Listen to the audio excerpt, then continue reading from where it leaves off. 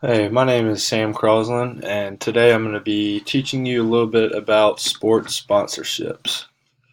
So, the first question we're going to talk about is what is a sponsorship? A sponsorship is a cash and/or an in-kind fee that is paid to a property in return for access to the exploitable commercial potential associated with that property. So this payment can either be, as we said, a cash fee, which is just anything monetary, or an in-kind fee, which is some sort of trade. This could be a non-monetary item of value or some goods that are traded between two companies. So there are different types of sponsorships. First, you have a league sponsorship, which could be the main sponsor for the NFL.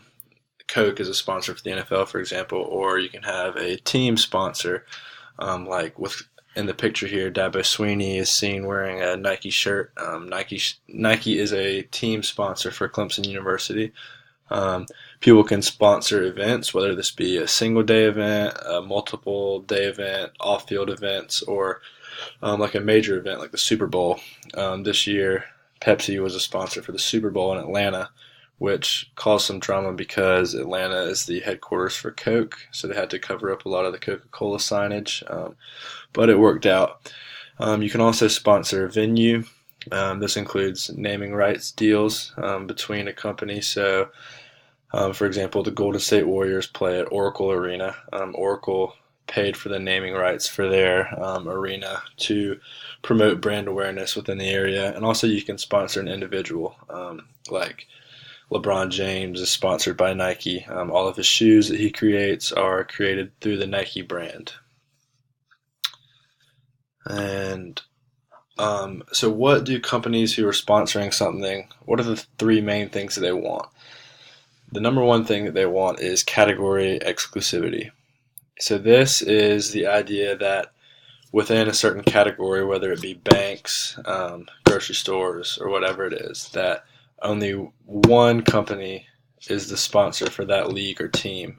They want to be the one sponsor that comes from their category. So, banks, only one bank is going to want to hold the sponsorship for that team. They don't want multiple banks that are sponsoring it.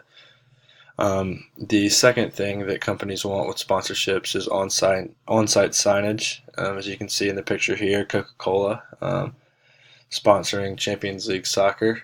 Some signage in the back. A lot of people get to see that.